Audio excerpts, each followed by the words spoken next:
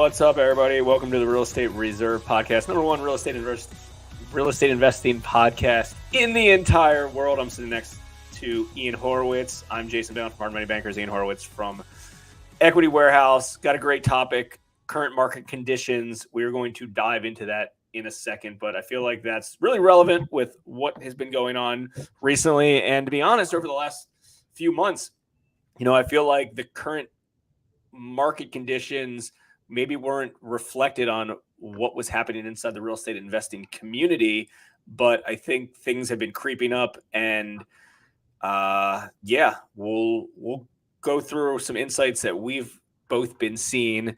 If anyone has their own comments or opinions of what they're seeing and you want to hop on the show, feel free to put it in the comment section, and we will make sure to give you a chance to say your piece. I mean, I got a question. This podcast is delayed by about 16 minutes because we just finished doing a closing on our most recent storage fund. Do you think we're insane for still buying properties right now? Because there's a lot of people going back and forth saying, yo, dude, like, what are you doing? You're insane. Like, why are you doing this or why are you doing that? And it's like, nah, man, like, there's still always going to be good deals, whether the market's up or the market's down. It's kind of like cost basis averaging, or whatever they call that in the stock world. I believe there's still going to be good opportunities. And as people are running out, we're running in. Coincidentally, that's kind of funny because we used to be firemen, right? So, I mean, I guess I would ask you, and I know there's a lot of stuff for us to get through. I know you got some content lined up for us to jump on and talk about. But, I mean, from your side, I feel like the lenders kind of see it first. What are you seeing on your side from deal flow? Well, I mean, in any kind of interesting muddy waters markets, the bigger institutional backed capital sources typically see this ahead of us, see this first. The bigger the investor, the bigger parties, they kind of see the writing on the wall and they know how to pivot and adapt. We've seen a lot of institutional backed capital sources in the private land, in the hard money space. Dry up's not the right word. They have a lot of pressure on their interest rates, so their interest rates are higher.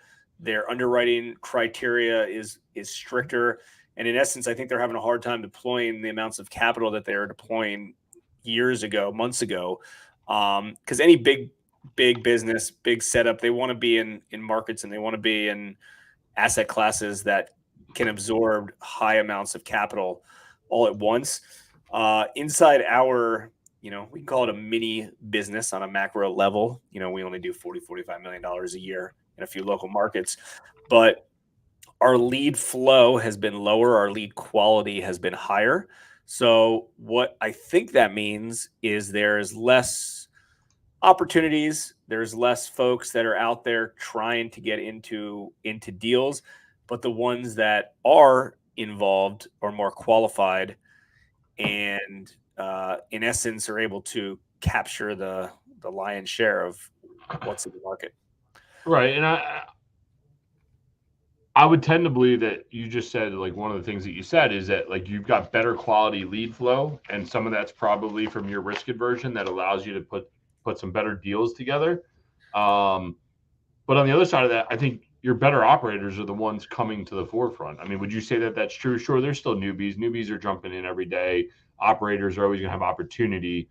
But do you think you're seeing more deals from your consistent borrowers, or is your lead flow more of new people jumping into real estate? Because I'll tell you what we got going on our side from a capital. So, I mean, I think it's better quality, or the average. The average ones are higher quality. That could be a newer investor or a repeat investor. The newer investor that typically is jumping in right now is somebody that I don't think says, "Oh, hey, I'm missing out. I want to get in." Like, there's no more 100% financing, or that's rare, I should say. It's the ones that have put in their time. They've put in their sweat equity. They're committed to this. They're willing to go all in on it. They have capital. They're still learning, but that's okay. Like, they're committed to it. the what's happened over the last 10-year span was let's go on MLS and find a deal and go buy it and flip it and make a profit. Great, that worked. Let's do it again. And let's do it again. And let's do it again. And guess what? It works until it doesn't work. And guess what? You don't really learn all that much from it, right? Because when everything works out fine, you think that's how things will continue that way. And hopefully that is the case, but a lot of the times it's not. I mean, I feel like there's too many operators out there that don't understand the key principles of running a business. It doesn't matter if you're lending or if you're investing or if you're operating and you're buying rental properties. It doesn't matter. When things are good, and everything's on an upward cycle, that's fine. But I think we're at a point right now that a lot of people, that if they're buying the way that they did in the past and they skyrocket their operation, it's going to unfortunately come crashing down unless right now they put key principles in place in order to learn how to execute, learn how to manage contractors, learn how to perform.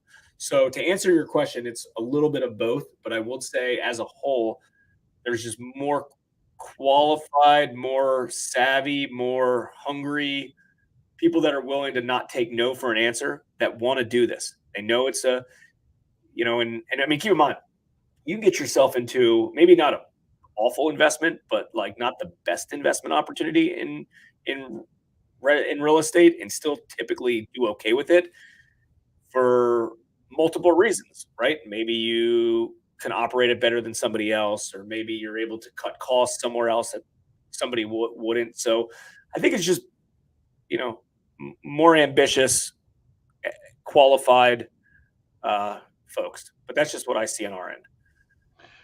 Yeah, and I would say on our end, we're seeing today we had a long talk with a capital investor, and we've had it with a few of our other capital investors, is that a little shake up in the market, man. People are like looking for other opportunities, and that's not always right either. But it's provided us some opportunity to get more people into real estate, which has been fun.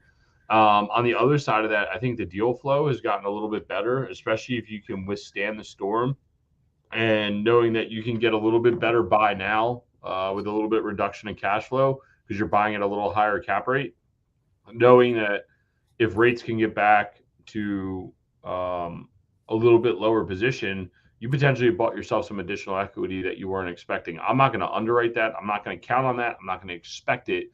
However, in the same sense, it's something that is in the back of my mind to say, oh shit, well now we can start buying stuff at 7-8 caps.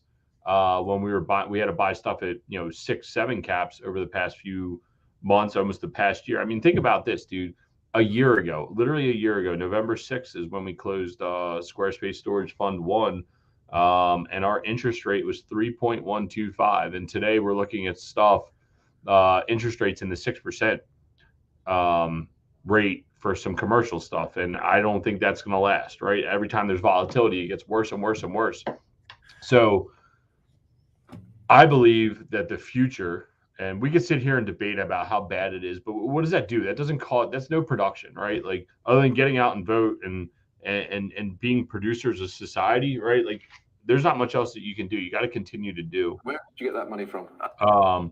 And who's that? Is that Glenn? Anyway, is like you still gotta get out there and do stuff, right?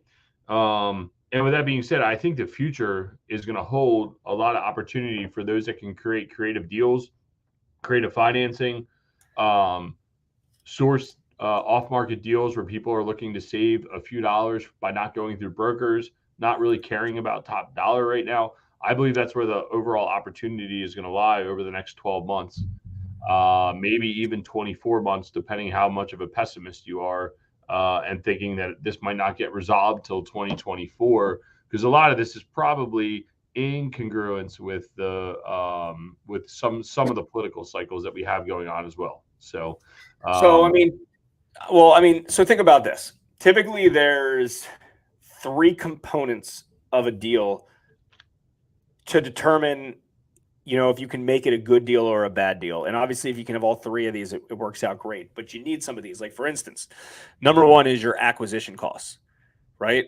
You have your acquisition costs, you have your capital costs, and in the middle, you have your operating expenses, vendor costs, things like that. So, like, for instance, if you get a cheap property and you can operate it with very little overhead.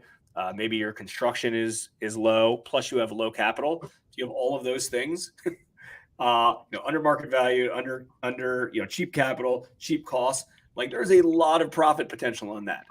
And on the other side, you don't want to overpay for a property, have expensive capital like we potentially have now in the marketplace, and your cost of goods and your labor are expensive, and all your vendor expenses, that's high as well. But that doesn't mean that in a market like today, maybe it seems like somebody might be overpaying for a property right now. But there's other components that potentially make it a good deal.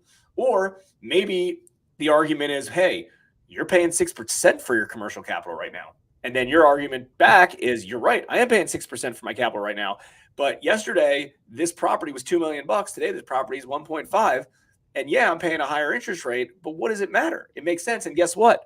The missing thing that a lot of these folks don't have is the operational ability to perform on a real estate transaction. And if you can operate inside that, you can make a so-so deal a great deal, or a deal that somebody might not want to mess with a great deal, because you can operate. So those are kind of three things that you got to think through on all of these deals. And that's why it doesn't matter if money's expensive or money's cheap or housing prices are high or building prices are low. You take all of those things are taken in consideration when you do a deal. Yep. And one of the things we're going to be discussing at our upcoming mastermind here in Baltimore in November, and we wound up filling the last 2 seats. So if you guys are interested, feel free to DM me. The next one will be in May. With that being said, one of the real hot topics, and I was talking with the speaker today about it, is discussing capital allocation, capital preservation, and how to monetize your deals over the next 12 to 24, maybe even 36 months. How much cash should you have on hand? How are you going to operate your deals? What happens if cash flow goes down? How much can you stress test your properties? What are your pro formas looking like? How are you adjusting your underwriting, right? Like all these things tie together. And I did a talk recently out at the Storage Rebellion about checking your KPIs and pressure testing your P&Ls against your original pro formas. And it's really interesting to see what is happening in real time versus what your expectation on your pro forma was, and how much cash that you should have on hand. And just looking at all these all these data points, it becomes more and more obvious that if you don't already know this, I'm going to give you guys a little pro tip here. If you guys don't already know this, you make your money on the buy. You do not make your money. You make some money while you're operating and executing your deal, and you make all your money at the end. But every single dollar that you're going to make over that time frame is made the day you underwrite that deal and you understand what you expect to happen. The rest is really just risk mitigation all the way through the whole thing. And I think that's where Jason has a competitive advantage of being a lender and looking at a lot of deals and adjusting risk aversion as the market's changing and adjusting potential LTVs and going from there. So, yeah, I mean, and also, a lot of folks might call themselves investors, but they treat their businesses like they're traders, right? Investors typically hold on for long period of times. So guess what? Let's say I buy a property today for $100,000, and in 30 years from now, right? I'm planning to hold it forever. 30 years from now, just like a retirement plan in a stock portfolio and a retirement plan. Who cares? You don't have to look at the value of that property next year or 5 years from now. It doesn't matter what it's worth then, because it's a long-term plan. And that's why you always have to have your exit strategy and a game plan in place of what you're going to do. So let's say you buy a property for $100,000 today. Game plan is to be worth $300,000 in 20 years or 30 years for retirement, or for give to one of your kids, whatever the case is. That property is going to go up. That property is going to go down. Property is going to go up. That property is going to go down. And who cares? It doesn't matter. And that's what I think a lot of folks stay away from. I mean, you're playing that trading game. It doesn't matter if you're day trading a property or flipping a property, or day trading a stock portfolio or flipping a property. It's kind of the same thing. If you get in at the right time, as things are continuing to go up, you're going to make a fortune. And we all see that on the screen. Thanks. Well, I think people need to be depicted. They really do. They really do. We're really going all out on production on this show. This is legit, though. This is the conversation we're having today. Well, okay. Well, listen, Chris and I were talking about this 7 minutes ago. Well, we started the show 15 minutes ago. So 27 minutes ago, let's call it. Because I just talked to somebody and they do deals with secondary market institutional back capital, and it's a disaster kind of behind the scenes, one of their capital sources. And long story short, I was like, listen, all of these guys have made, and a lot of folks probably are in this situation. And obviously there's ways to get out of it, but they've skyrocketed so much over the last few years, and they've made a fortune. And like, would you rather skyrocket and make a fortune really, really quickly just for that all to potentially fall apart? Or would you rather just be slow and steady and do the right things in the long play over and over and over? Too many people chase shiny objects. They need big hits. They need home runs. They need large sums of things. And the bigger the risk, the bigger the reward. And a lot of those times it goes up and then goes back down. And then potentially it goes back up and then goes back down again. That being said, I've always had the core philosophy of like, put a snowball in place, like real good key principles, processes operating, and do really, really, really, really well, and continue to go up slowly over time, but have that big kind of snowball in place that if even though that momentum can't slow you down, let's say it does, and it pushes you back a little bit. You don't go from all to nothing. You just continue to grow and grow, because let's be honest, I think a lot of people want to make a lot of money very, very, very quickly, but the game plan is to have a good, solid business that lasts for a long time. Well, okay. What's the purpose of making a ton of money if you're just going to potentially lose it? Well, right, and that's the whole conversation. Now that we're going to get so far away from current market conditions, but a lot of the current market conditions are congruent with how you utilize your business, right? And I'm not going to use the word vision, but what's the true definition of success? And this is something that we're probably going to debate at the mastermind as well, is what's the true definition of success? A business that is sustainable, that can withstand anything, that operates without you putting input into it all the time. Is that success? Is financial being success? Is being a complete life person success? What's the right answer? There is none. But what there is you need to understand what you're looking and setting out to go and do, and what goals you're trying to accomplish. My goals have changed.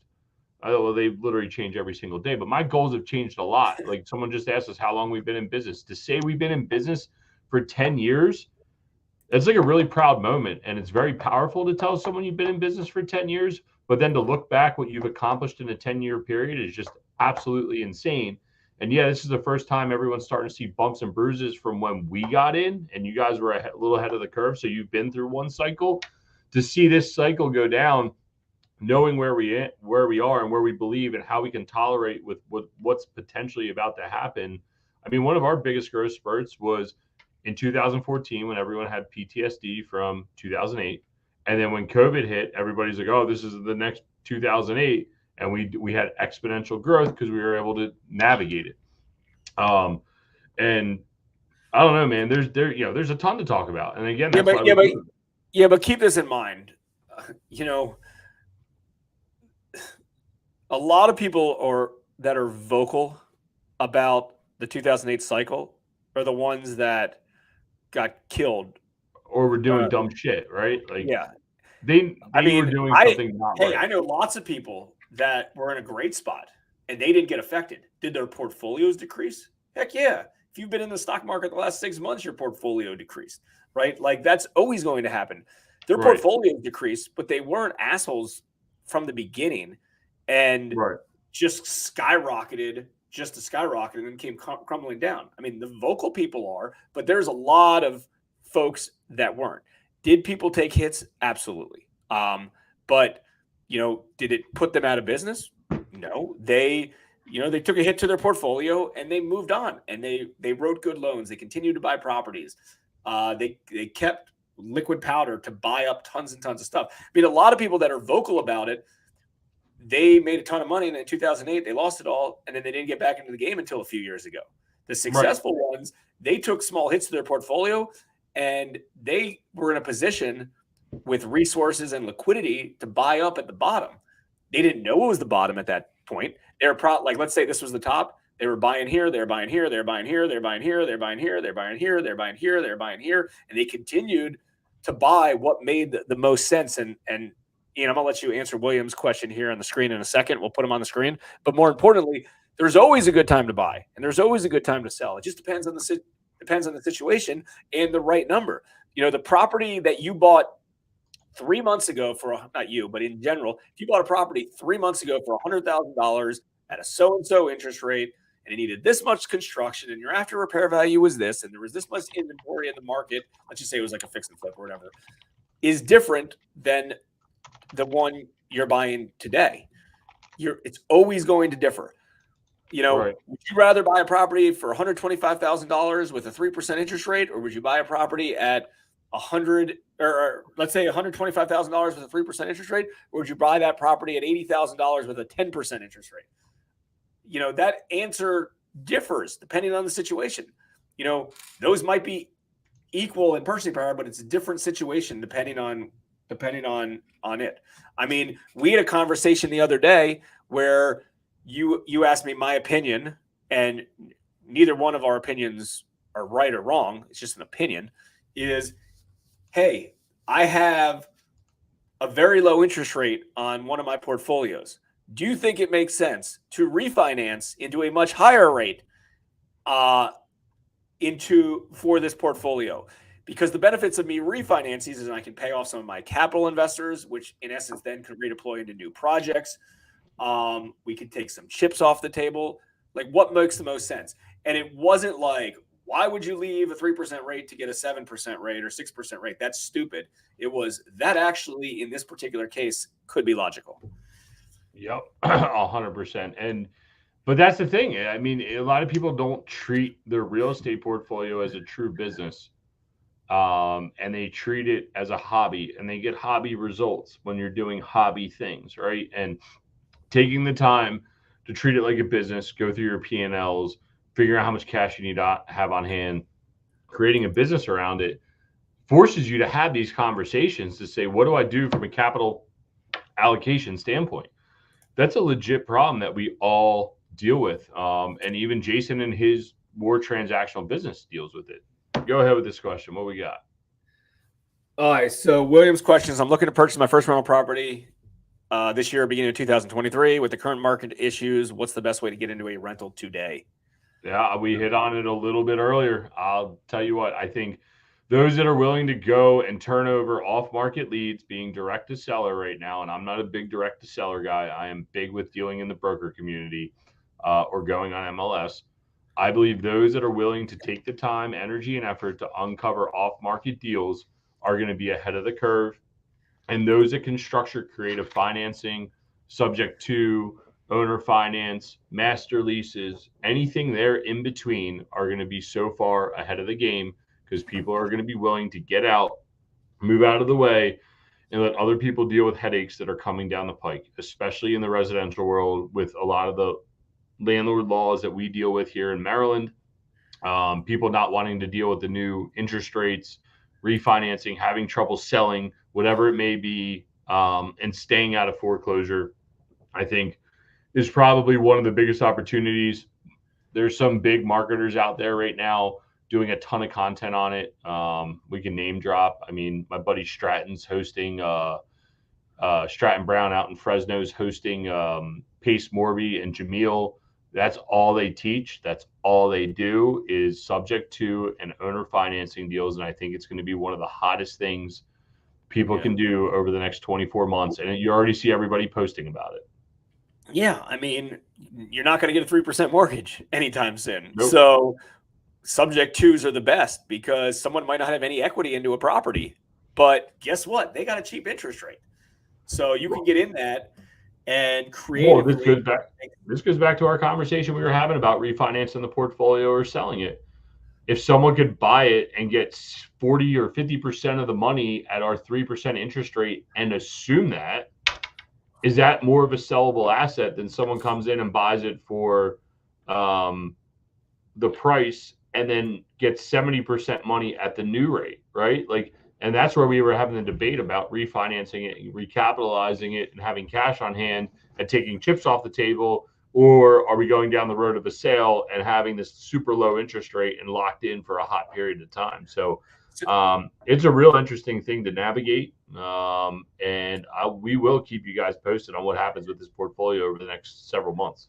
Well, and if you didn't listen to episode number 123 with Derek Dombeck, take a look go in and listen to that episode again. So, a lot of it was finding deals, marketing, and finding off-market deals. And whenever he's negotiating with a seller, he typically gives him 3 options, right? So, and I don't want to butcher this, but this is what it, for the most part, is. So, option 1 is I'll give you a full cash offer, right? You want a full cash offer? You want to close quick, right? On the back end, he's using private capital or whatever the case is, hard money. Full cash offer, I'm going to give you call it $75,000, right? The lowest offer is all cash, right? If you want me to, if you want $75,000. If you want a $90,000 offer, well, then you're going to give me 30 days to close, and I'm going to go get a bank, and I'm going to go get a bank loan. Or if you want a $110,000 offer, you're going to seller finance the thing for me. And I don't need any cash out of pocket. I mean, he's not necessarily explaining all of the back end intricacies about it, but that's kind of the way you look at it. Is there's multiple different ways to acquire all these things. What makes the most sense in the current environment? Anything on this part, or I want to, we want to switch. I want to switch gears a little bit to this Gary Vee post that he's been posting the last few days.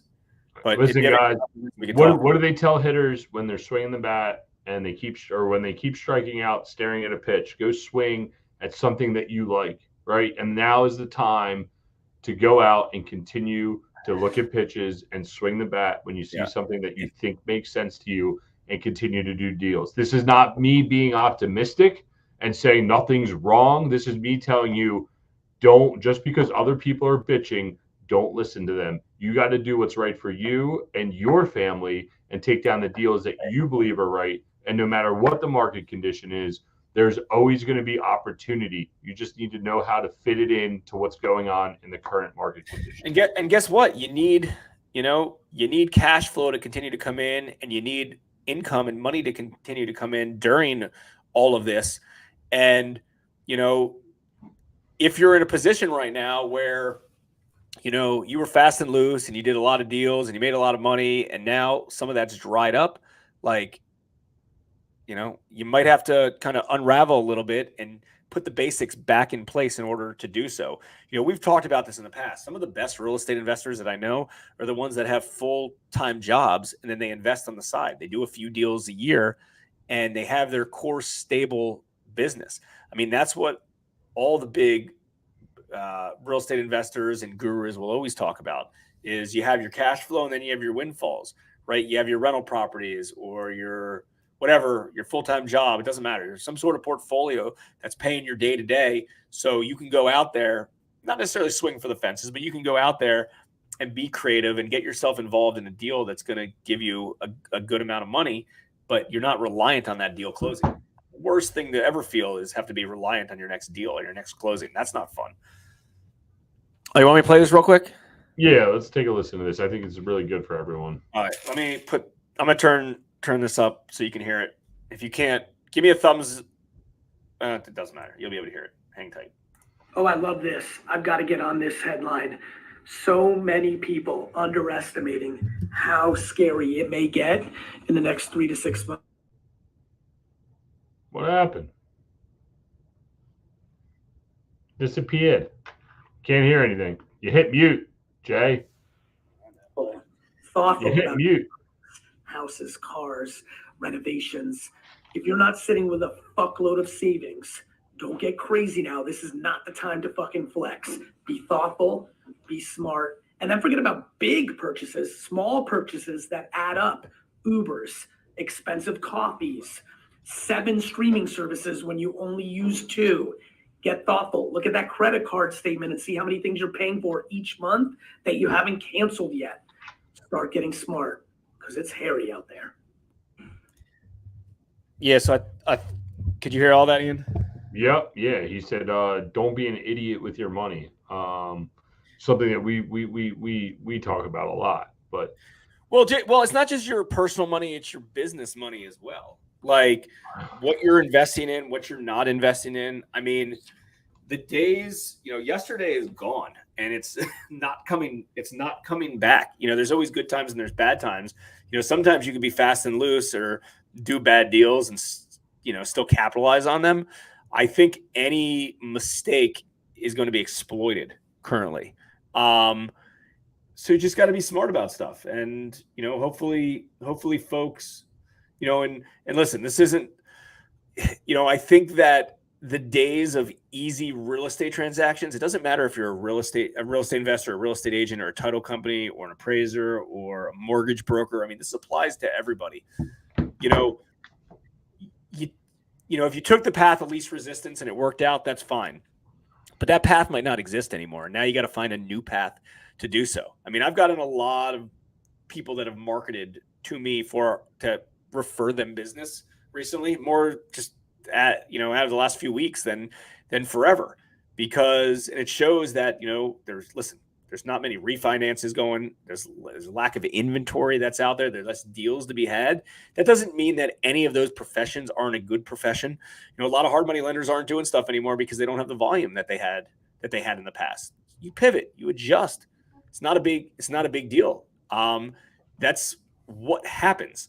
That's what happens in any cycle and in any business. And listen, if you didn't have a good marketing plan or business initiatives in the past, well, now's a great time to start.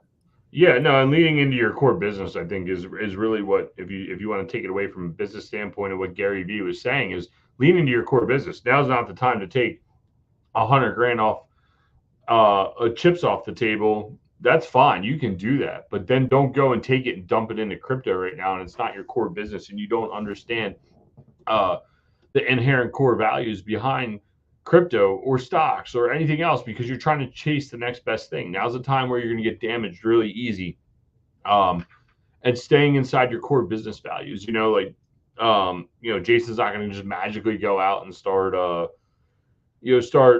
doing, I don't know, whatever. You're not going to open a car wash, right? But now maybe if things are super good and cash is flowing and, opportunity seems to be endless, you might be a little more risky in your risk tolerance, but now's not the time to do that.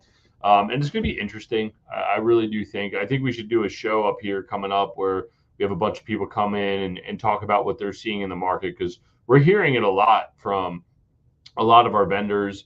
I feel like title and lenders see it first, brokers see it next, real estate operators are the last ones to see it.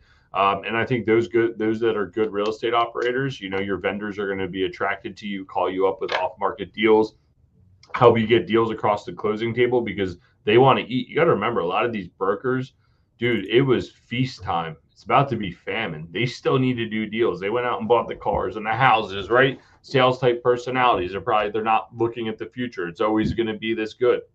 Now's the time to call the brokers that you've been working with and say, hey, what do you got? What inventory do you need to move? I have cash. I'm ready to go. Let's go. I don't know, man. We could sit here and talk about the current market conditions and say the end of the world's coming, or you can be positive and say, you know what, this is a chance to have an opportunity to go out and kill and have opportunity to do and get better looks at better deals. I'll tell you what, man, my inbox is on fire. My phone rings every day. I can't get through my days without at least one broker calling me, say, hey, dude, do you want to write on this deal? Can you please just send me an offer? I don't care if you're $2 or $3 million off on a $5 million or a $10 million deal. I mean, that's a lot. We're talking about 20%, 30% from brokers, because they're trying to get deals across the table. And I think now's the time to just go out and pound the phone, man. I mean, that's all you can do. All you can do is continue to put in the work. And just go for it, man. Most people aren't willing to put in the work. And when things get tough, most people bail out. Now's the time to dig in and go for it and do what you want to do.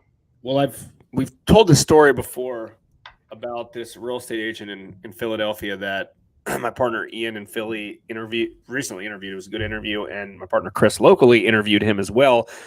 And this is his third cycle. And who knows if this is even going to be a down cycle, but you never know, right? But anyways, this is his third or fourth cycle since being in business. And we always, you always ask people like, hey, what are your key takeaways? What are you doing to prepare? What's one big mistake you made that you're not going to make before, that you're not going to make again, and things like that. And he said,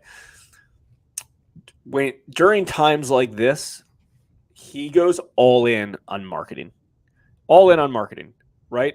Like everybody's pulling back, right? Like how much sense does that make? Hey, we're all doing less deals, so let's cut our budget and not spend money on the lifeblood of our business, which is marketing, right? So most people cut back on that, which is dumb. He goes all in on that.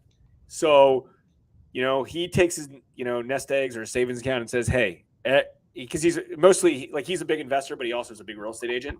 And he's like, I know that a lot of the real estate agents are going to kind of fade away or, be doing less volume. They want to cut costs and cut budget. Hey, even if I make less money right now, I'm going all in on marketing because that share will just go significantly higher because of it. So that's one recommendation I would have. And that's what we always do. I mean, we're always big marketers, digitally, paid, offline, online, whatever we can do. We want to have as much exposure because let's be honest, the best marketer wins, not the best operator or real estate investor, the best marketer who does the most deals.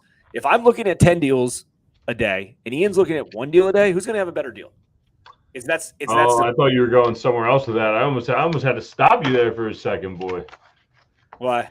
You said whoever does the most deals is the better operator, and I think we both tend to agree that whoever does the most the most marketing will have the best deals.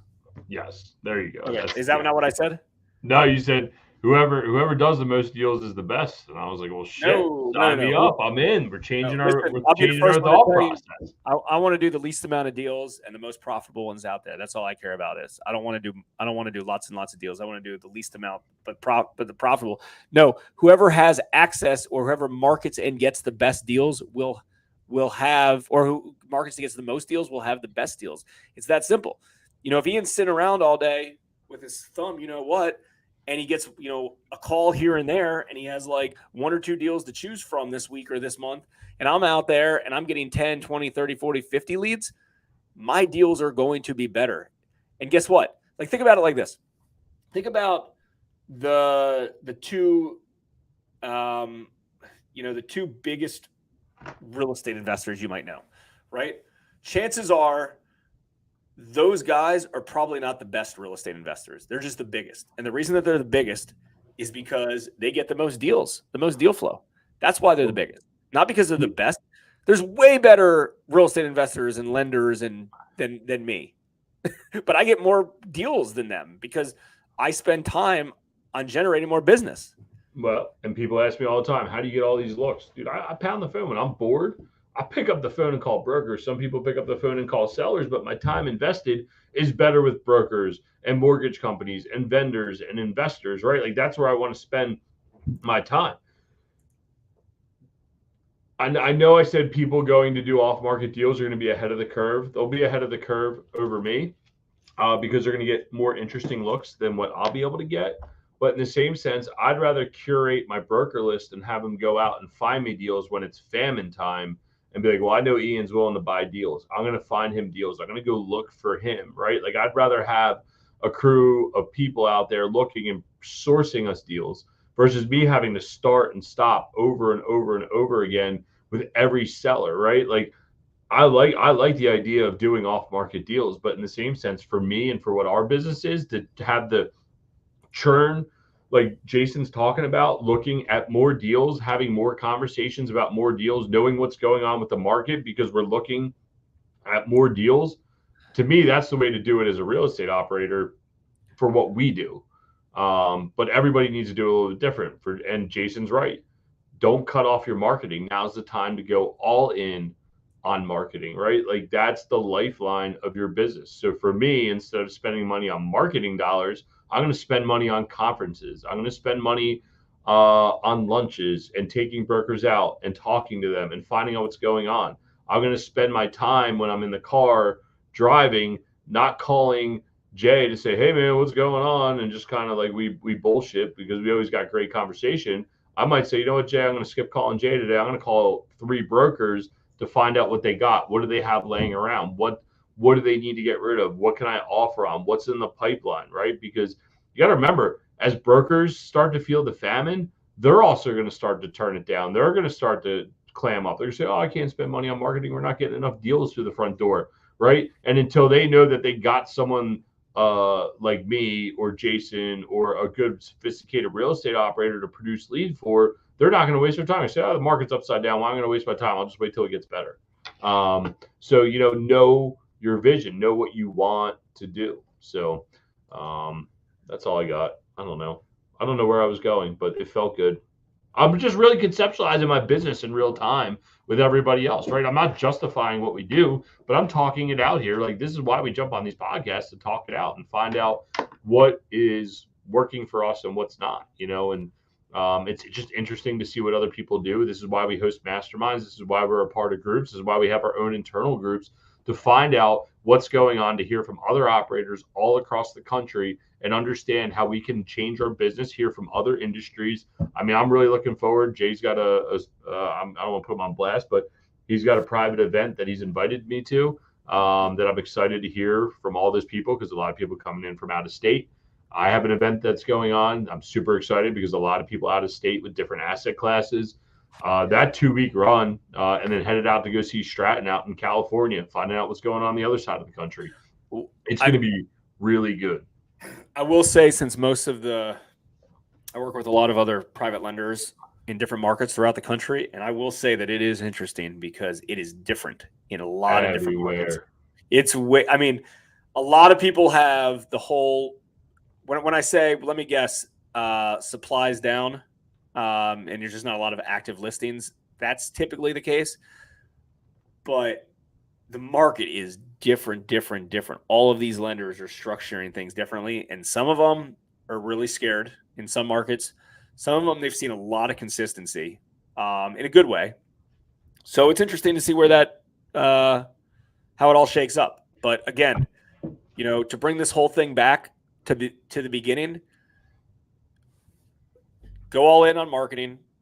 Make sure you continue to have good opportunities that come in the door, and figure out ways to be creative to make it work.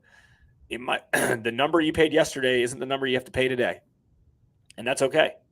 Every one of these deals is a new investment. Your buying strategy can change.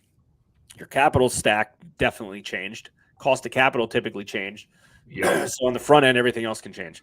Ian, any final last words before we cut it out? And for everyone watching this live, it's Thursday, October 20th. We should probably document that. And this upcoming week, we actually have a good guest that we're interviewing as well. So we'll have another pod out here for you shortly. What day is that? Tuesday? Yeah, Tuesday. Yeah, it's going to be a good one. I'm excited for that because he's also coming to speak at the mastermind event and provide a ton of value over there. Super excited for that. If you guys are interested, like I said, all of our seats are filled up, but feel free to shoot me a DM and I can get you on the list potentially for the next one if we have any seats open up. If you're looking to, expand your business and understand how to grow your business and scale it effectively, you'll see some more stuff about that as well. But guys, don't be scared. Just remember, do the deals that are right for you. Excited to see what happens over the next 24 months. I'm not a pessimist. I know it's going to be rough. There's going to be really bad days. There's going to be really good days. But over the next 24 months, we should be good to go. And there's going to be some sort of opportunity no matter what you think. So, guys, appreciate you. Number one podcast in the whole universe. Peace out. Later. Thanks for tuning in to the Real Estate Reserve podcast. Do us a favor and like, comment, and share our broadcast. It helps the algorithm and helps us spread the word too. Till next time, thank you for tuning in.